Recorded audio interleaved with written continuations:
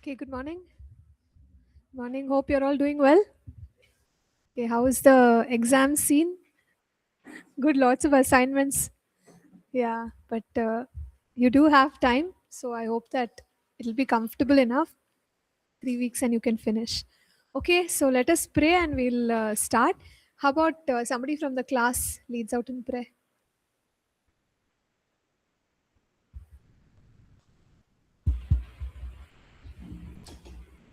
Let's pray. Thank you, Father, for this time, Lord Jesus. Thank you for this morning, Lord Jesus.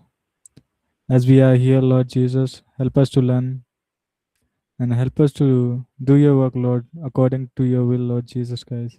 As we are learning, Lord Jesus, open our hearts and mind to learn something new, Lord Jesus Christ. In our lives, Lord Jesus Christ. Towards I am submitting ma'am into your mighty hand, Lord Jesus.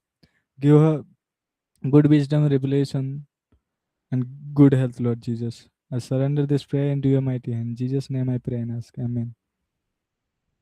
Amen. Thank you.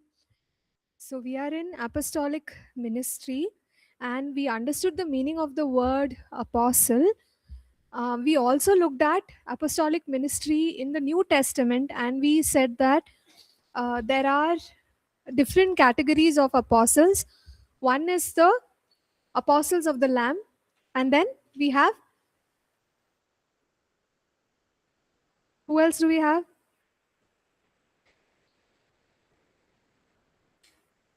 Founding apostles who were involved in.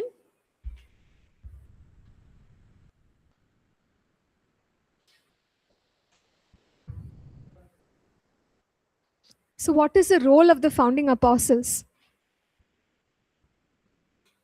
Yes, teaching, but more importantly, in the establishing of doctrine. People like Paul, Peter, Apostle John, because they were the ones who wrote out. God, Holy Spirit inspired them to write scripture.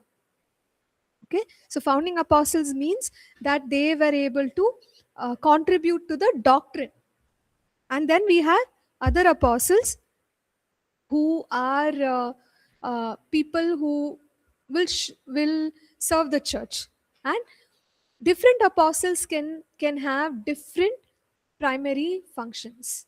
Okay, now the broad categories of the roles of apostles we have seen in the last class.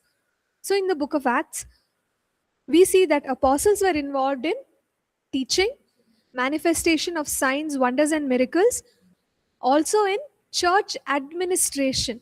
Is there any example in the book of Acts where they took care of the administration?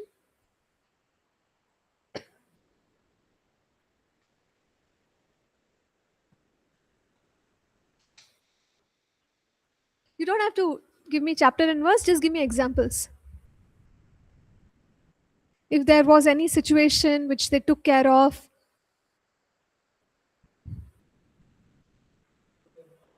Very good. Yes, Acts chapter 6, where there was a there was some issue with the serving of widows food. The apostles appointed 6 volunteers. So that is administration, right? The running of the church related activities in a very structured and systematic way. So apostolic anointing carries this aspect of administration. That's why they are able to do large tasks well, because they know how to organize themselves. Okay, so that is an apostolic grace which is upon them. Church government, can we give any example? Book of Acts.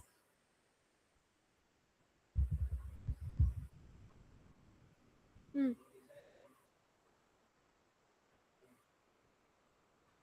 Correct, very good. So that is a good example.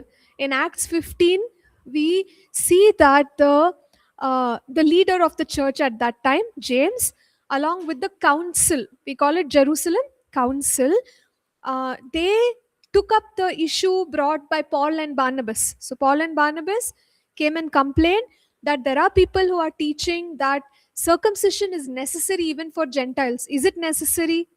That was the question. So the church makes a decision, and the council says, no, it's not necessary. when Gentiles are born again, faith is enough. No need to force them to circumcise. But here are 3 rules or 3 guidelines. They give some other guidelines. So here we notice that the apostles made the decision and they sent out a decree. That means information to the region and said, if you ever hear a teaching like this, don't follow it, because even for the Gentile, circumcision is not required. By faith, they can also become believers, right? So you see how the apostles are taking charge. They are going against wrong teaching, and they are governing the churches with the right doctrine. Plus, we can also say appointing of leaders. So if we look at the ministry of Paul, once a church is planted, he makes sure there are leaders to take care. And at different stages, different form of leadership. So in the church of Ephesus, we don't necessarily read about any main leader's name, but at some point he tells Timothy, now you be the pastor, you be the bishop of this church. Why? Government is important, right? How are God's people going to continue to learn the word, grow in discipleship, and step out in evangelism? All this matters. Church cannot just like that happen. We planted the church, now you survive on your own. That's not how the apostles did it. They were very clear on the outcomes. So they appointed good leaders, and we can also see how beautifully Paul instructed Timothy. Timothy, like this. If you encounter wrong teaching, then do this. If you this is the aspect about marriage. This is some other instruction.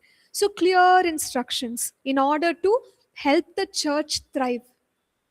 So, this is the understanding of church government, making good decisions, taking care of the churches, and appointing leaders. Do you remember there was a prophecy about a famine in the region of Judea? And at that time, the church in Jerusalem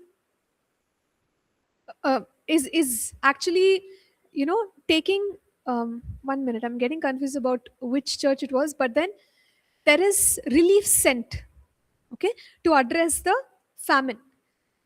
So we have to recognize that government also involves taking care. So if we hear that some church is in some struggle, okay, maybe they don't have resources, or they're going through persecution, or something else, can we just keep quiet? We are fine. We have electricity, water, we have everything.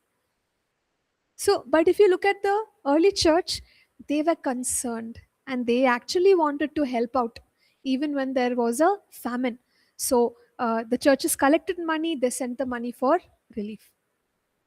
Okay, so these are all ways in which they are displaying the governance of the churches. When mistakes are made, you would notice Paul quite sharply he is bringing in correction.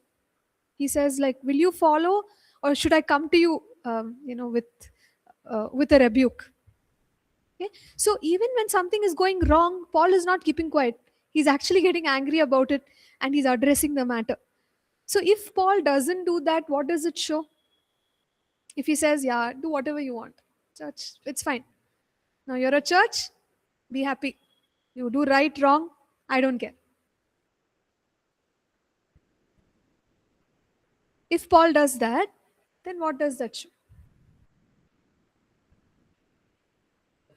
Irresponsibility, carelessness, lack of love and concern for the churches. But that's not how it is, right? Hopefully, we'll see another passage where he says that when I hear that something is going wrong, I'm greatly bothered. Paul says that. So he's far away, but his heart is with that church, every church that is planted. He's constantly uh, knowing what is going on in that church. So he's sending people are coming back with messages. How do you think he wrote the epistles? This is how. People came back and told Corinthian church is having this issue. Immediately Paul is concerned. He writes, right? This is the instruction about sexual morality. I hear that this is happening among you. I hear that spiritual gifts are not being exercised in a correct way. Okay, this is how you must exercise it. Okay, so the reason why I'm describing is we must understand the apostolic mindset. This is how the apostle thinks. Care and concern. It's not just about taking territory and expansion, right? It's also about governance, good governance of the churches, and good administration. Then of course in the book of Acts we see preaching, we see leadership authority, which means that they are giving direction to the church and also making decisions. We see that these apostles are the main target for attack. So if we start in the beginning of the book of Acts, Peter, John, right? They were the ones who went and ministered that supernatural miracle for the lame man at the gate, beautiful. So then what happens? Who are the people who are taken into trial? Same, Peter and John. Same. So they come under trial. Later again, when we come towards Acts 12, we see that one of the James is killed and they imprison Peter. So think about this.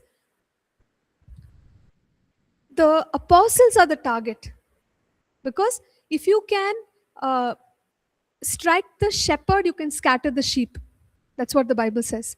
So the enemy would like to target the leader, and in this case the apostle. So usually apostles become the primary target of persecution, and we have seen that in the book of Acts.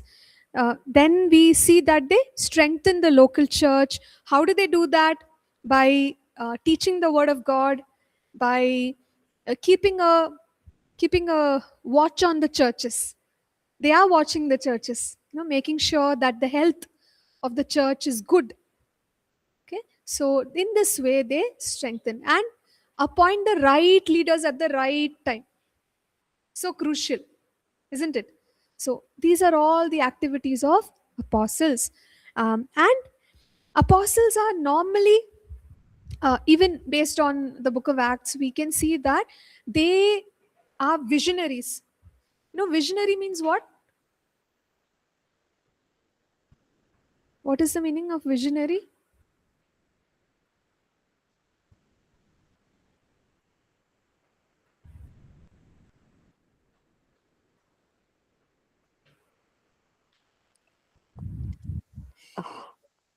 Yes, they are planning ahead. They see the big picture. So even Apostle Paul, it was not that he went to one place and then decided to go to another place, and from there he decided. In his mind, he already knew, I have to go to many cities, and we can see he has an idea. I will go to Spain and I will go to Rome. That's a vision. I'm going to take the gospel to all these regions. Okay, so he carried a vision for various regions. He also carried a vision to identify, equip leaders. He carried a vision to plant churches. So apostles normally are people who are trying to expand into new territories, and their vision is very large. And it may not be easy to work in an apostolic setup, because new things are happening all the time, and you're wondering why we're already doing this much. Why isn't it enough? Because the heart of the apostle is, we have to touch every sphere, we have to touch every city, we have to touch every people group. So they are thinking very big. You see, that's a visionary mindset. And an apostolic ministry will keep moving into new territories. For them, that's the passion. We can't stop. Okay, we need to go to new territories. We may say, now we have churches in 20 cities. Not enough. Let's go to 100. Now we have churches in 100. Not enough. Let's go to 200. So the apostolic passion is like that. You can't stop. with just a little bit.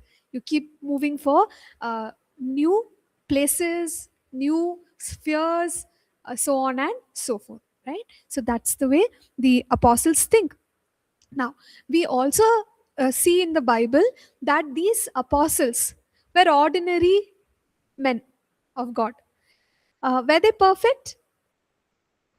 No, they were not perfect. Particularly when we look at the time when Jesus underwent trial, these people even denied. I mean, Peter denied Christ. None of the disciples were with Jesus. They got scared of the Roman authorities. Okay, so obviously they are not perfect, but Jesus was committed to these imperfect men because he knew, I have put my teaching in them, I've guided them, I filled them with the Holy Spirit, and surely these men are going to make a difference. What a beautiful commitment, right? Jesus never said, "Oh, you people, I've already seen how you are, I don't need you anymore." He didn't reject them. Imperfect men. And yet, they were appointed by God, appointed by Christ to be apostles. Because God knew this grace and calling over their lives is going to make the impact.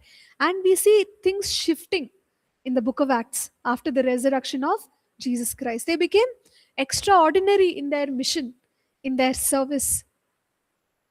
Because by that time, hopefully, they had that maturity, and the resurrection had impacted them, Holy Spirit power had impacted them, and they also now carry a vision, and they are going for new territories. So they are ordinary men. Nothing about the men or the people, but it's about the call of God on their life. Okay, so let's see few more things here from the New Testament. So beyond the book of Acts, we said that there were other people who are called as apostles, such as Paul. Paul is not an apostle of the Lamb. Okay, we are clear on that, right? But the Bible still gives him that title of an apostle. Then Barnabas is called as apostle in Acts chapter 14 and verse 14. We talked about Andronicus and Junia. What is so special about Junia mentioned in Romans 16 verse 17? Yes, she was a woman, yet an apostle. And then we have names of other apostles like Silas. Timothy is also called apostle at one point. Titus, James, the Lord's brother, so on and so forth. So there are other apostles as well, and each one performed their calling. So, what are some characteristics of the apostolic ministry? I am on page 5. I am talking from the section characteristics of apostolic ministry. So, over here, we see that there is no formula for what an apostle is going to look like exactly, right? So God can call different people as apostles, and each one of them could have a combination of not skill, grace, gift. It could slightly vary. So primary, whatever we have discussed already, like government, administration, leadership, all those things will be there, but there can be a slight difference in the gift and the grace. Okay, so this is how apostles would be. So each apostle has a unique combination of gifts and grace. So it's very hard to write down only one exact list and say, if you are an apostle, this is what you will do. That's not the hard and fast rule. Apostles can have additional gifts and grace and perspective as God grants them. So we normally see most apostles are different in approach from each other. That's how God works. There is no formula to describe an apostle and their function. Okay. Now, what are we attempting to do? Just provide broad guidelines and traits. So we can see the basic uh, parts of the calling, but we can also see some new ones. Okay. So that always happens. And we see the manifestation and operation of the calling and gifts is different. So even if we go to the New Testament and if we compare, for example, Paul and Barnabas, are they same? No, they are apostles, both of them, but their approaches are slightly different. Okay, the gifts, the grace, the personality is different. If we compare, let's take for example Barnabas and James, are they the same? No. So everyone has a unique direction to the call that God has given them. So we can't box all apostles up with the same qualities and traits. And apostles were normally called to a specific people group and place. So we can even say nation, tribe, or ethnicity or class of people. So normally that's how it worked. So if we can consider, Paul. Paul says so clearly, I am called as an apostle to the Gentiles, right? Peter, an apostle to the Jews. You see how there's a category of people that an apostle is normally called to. Now, when we go to modern day apostolic ministry, we will see that it is beyond physical or geographical locations. So, for example, one could say this person is an apostle in the marketplace. This person is an apostle in the field of IT. This person is is apostolic or called to be an apostle to arts and entertainment. Can you see the difference? So specificity is there, but it need not be geography. It can be other spheres as well. So this is how God calls apostles. And if we can now focus in more on the geographical church planting kind of a role, we see that normally apostles are very passionate about planting and building local churches. Okay, so we see how Paul writes. He says, like a wise master builder, I put down the blueprint. He didn't do church planting work carelessly. He did it very very wisely. He established a like a prop established proper instruction, trained up the leaders, and then church planting actually happened. So he did his work as a wise master builder, and that's what Paul is claiming. We notice that apostles are always looking for new doors and new territories for the gospel. Paul is a classic example. We know how he moved from place to place. So he was in the Galatia region. He was not happy with that. He thought, okay, this is fine, but let's go, which is the next place. So he prays, and Holy Spirit guides him.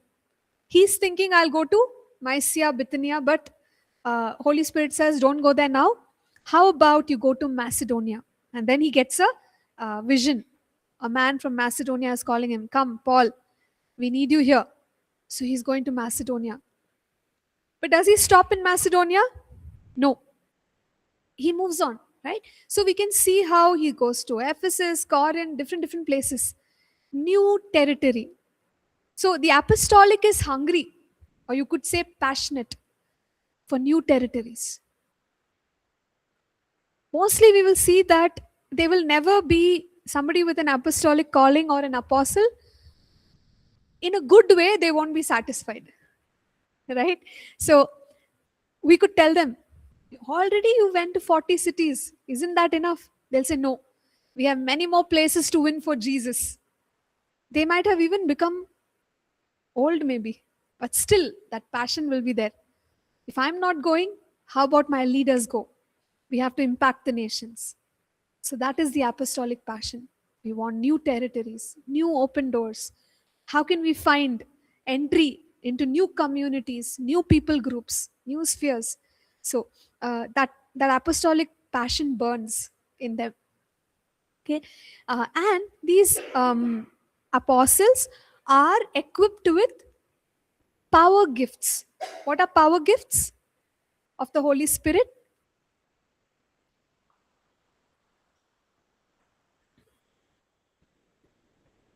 Yes. So in the gifts of the Holy Spirit, we categorize them, right? Broadly. We call some of them as revelatory gifts, which are word of knowledge, prophecy, word of wisdom, discerning of spirits, where we receive revelation. Power gifts are gift of faith, healings, miracles, right? So the gifts which bring forth the supernatural power of God, they are called as power gifts. So apostles are graced to demonstrate both power gifts as well as revelatory gifts. So, example, Peter and John. They go in Acts chapter 3, and a man who's lame from birth 40 years is now walking. What a great miracle, right? And the whole, like the people there are not able to deny it. So, because of that, a lot of confusion comes up. How did these people heal a lame man? So, apostles carry that with them. Even Paul, he goes to different places, and in what is this place? Acts chapter 13, he rebukes that sorcerer. You remember Elymas, and Elymas goes blind. How did that happen? Something supernatural, a supernatural grace that Paul carried. Now he goes to other places. When he goes to Philippi, casts out demon from a slave girl. It's a miracle, right? We also read that handkerchiefs, aprons that were brought from him were delivering people. So many supernatural mighty works were being done. It's not just operation of the gifts of the Holy Spirit, but there is a special grace that God gives an apostle. uh, we have learned about evangelist also. Evangelist, pastor, teacher. Yes or no? Yes. So they also carry special grace, isn't it? Like if an evangelist goes and preaches the gospel, Holy Spirit will work, miracles will happen.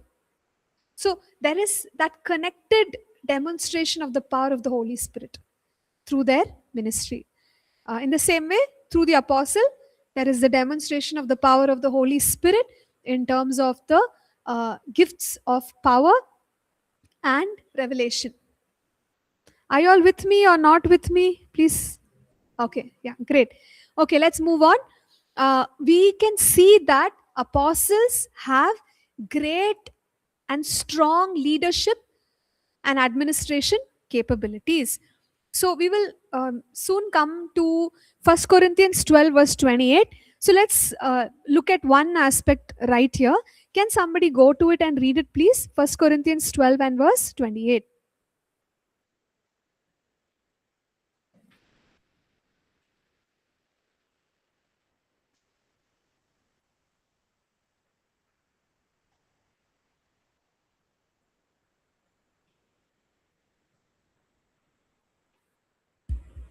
And God has placed in the church first all of all apostles, second prophets, third teachers, then miracles, the gifts of healing, of helping, of guidance, and of different kinds of tongues. Yes, thank you.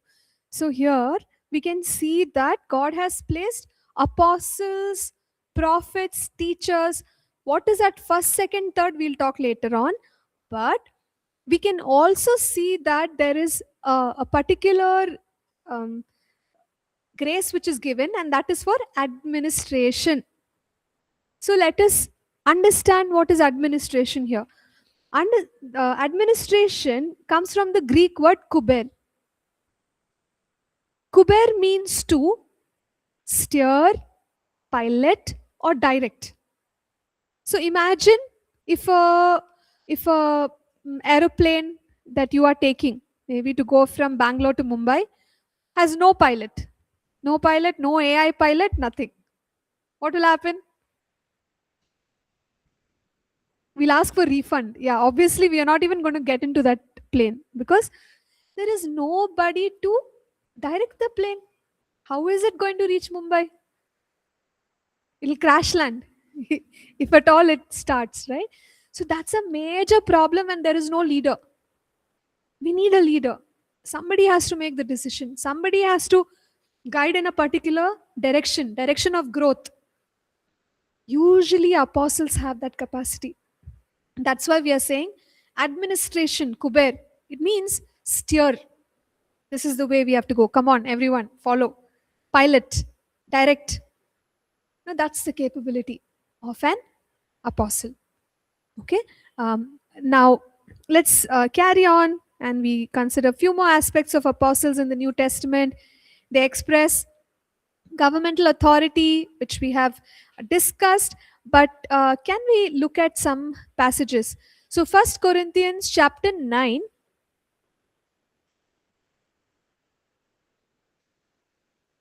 I'll just tell you which one to read. There are many verses.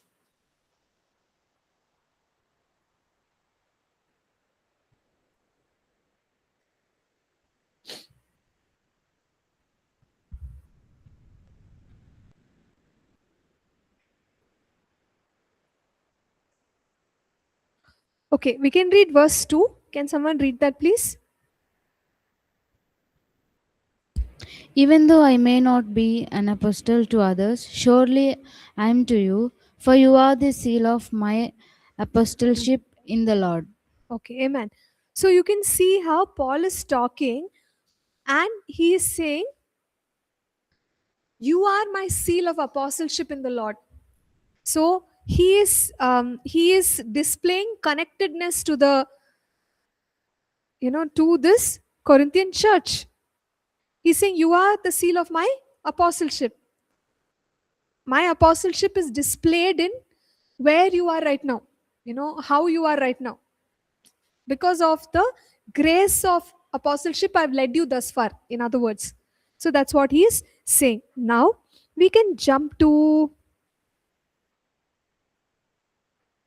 verse okay, verse 11 and 12. Let's read both. Can anyone read it, please? If we have sown spiritual seed among you, is it too much if we reap a material harvest from you? If others have this right of support from you, shouldn't we have it all the more? So he's expressing first his connectedness. Now he is expressing like authority. He's saying, we are sown spiritual things. Don't we have the right to reap material things? No, he in fact, when Paul writes in other places, he'll say that like we have every right. Okay, you owe us your life. He'll talk like that because the contribution or the investment in people is so much. He's saying, if I've sown spiritual things, don't we have the right to get your support? Okay. So in a way, we can say, like, he's talking like a parent. I have raised you. Don't I have the right to receive your support? And verse 12, he says, if others are partakers of this right over you, are we not even more? I have more right because I built you up. That kind of authority he's exercising over the people. Let me read one more passage.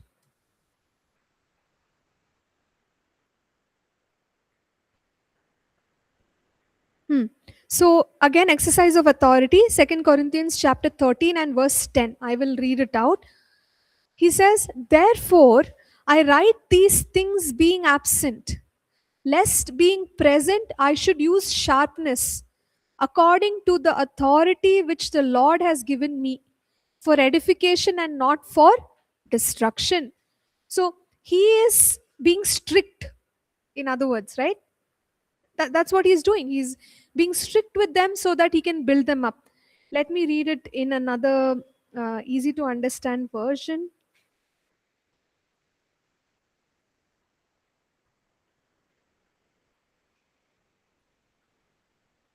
So I'm reading from the Message version. Don't use this for interpretation, just for our understanding. Okay. Message version says, I'm writing this to you now so that even when I come, I won't have to say another word on this subject. The authority the master gave me is for putting people together, not taking them apart. I want to get on with it and not have to spend time on reprimands. Again, it's like a parent. The parent is scolding. He's saying, you want me to shout at you? Can you see the authority that Paul is exercising on the people? Very different from how we saw other like office gifts. Apostle raising the people up, and when things are going wrong, getting angry also. Okay, so that's the spirit they carry for the people. But we have seen in this passage, 2 Corinthians 13:10, he says, it's not for destruction, but for your edification. I want to build you up. That is why, let me not be harsh with you.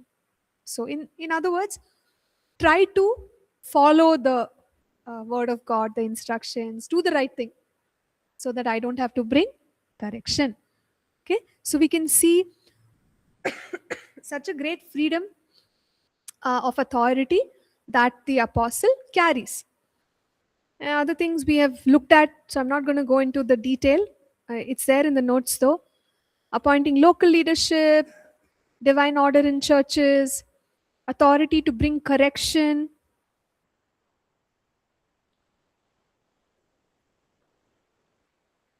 responsibility and care towards the churches, involved in ministry of the word, praying for local churches, imparting, activating spiritual gifts and ministries, involved in reaching the lost, and taking part in sufferings. So we have touched on it. That's why I'm not dwelling too much. Shall we move ahead to the third chapter? Okay, great. So very similar to what we discussed last week in the case of prophet. Remember, we said there is a call of a prophet, and the prophet is shaped in obscurity, where nobody knows the prophet.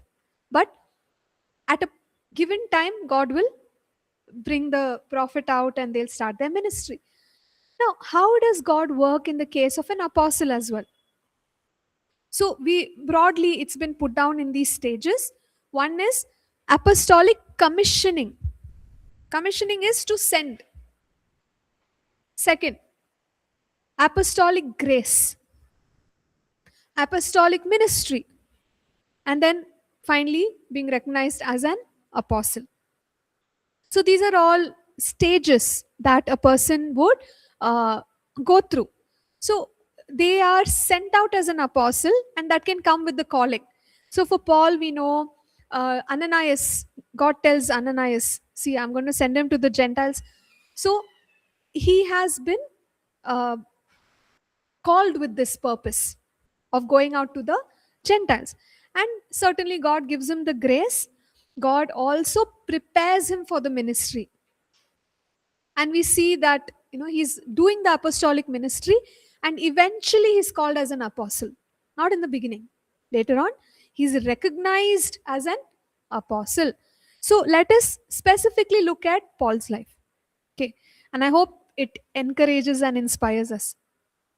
So, Apostle Paul would have roughly been around the age of 33 years when he encountered Jesus on the road to Damascus.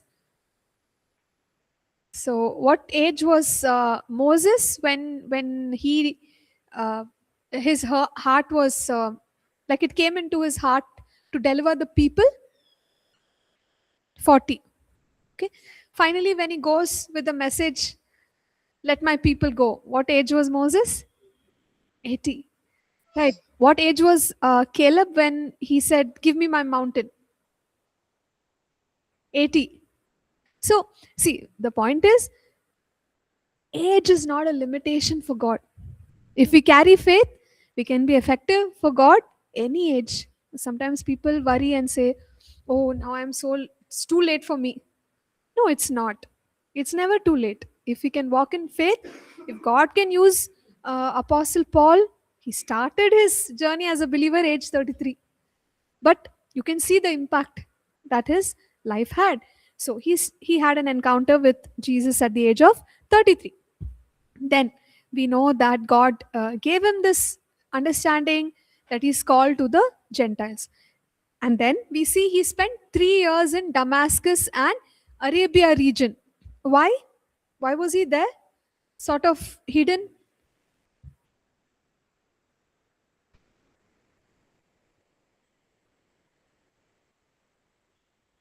Because of persecution. People did not believe.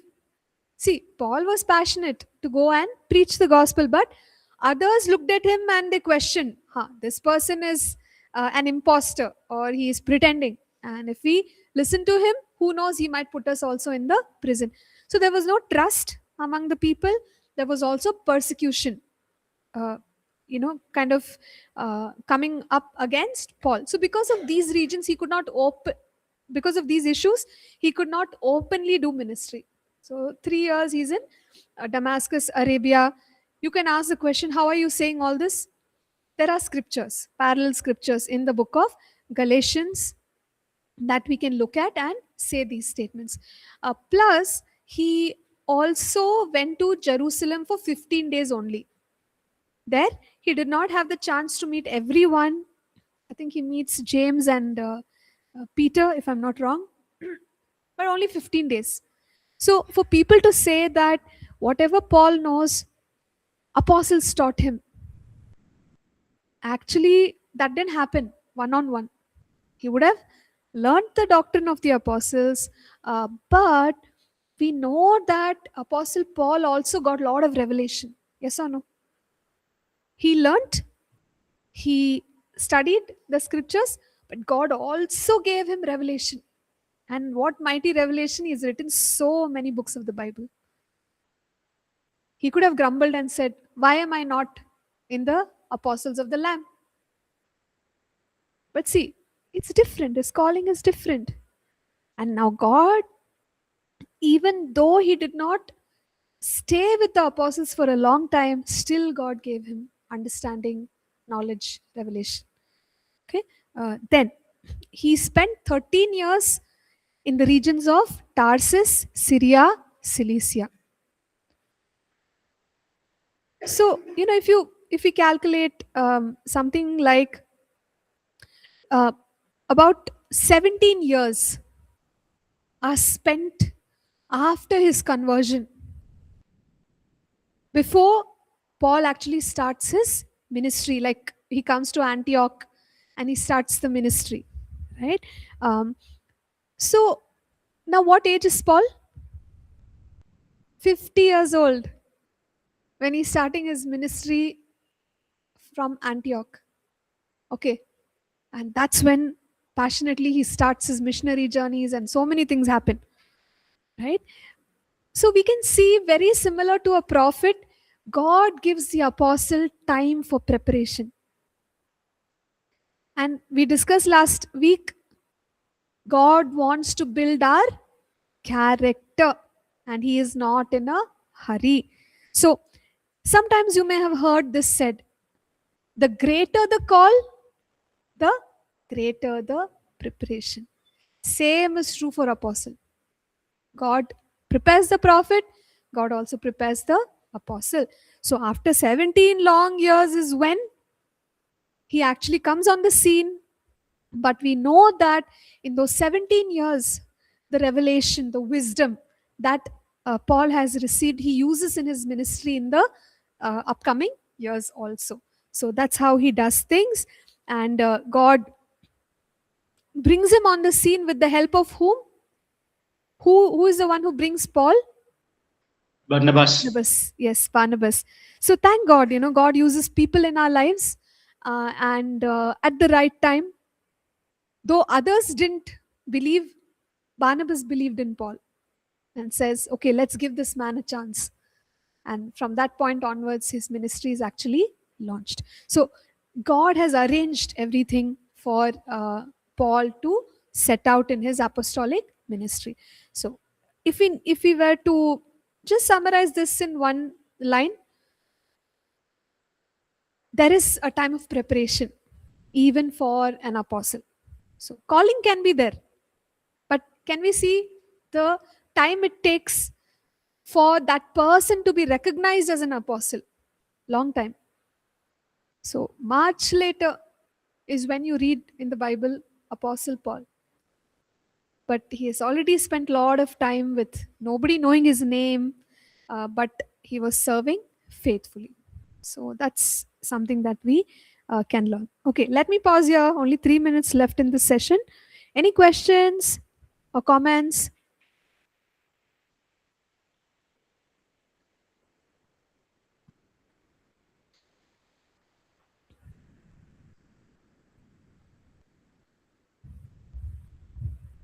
We already know. Is that the, because I know it's there in some other courses.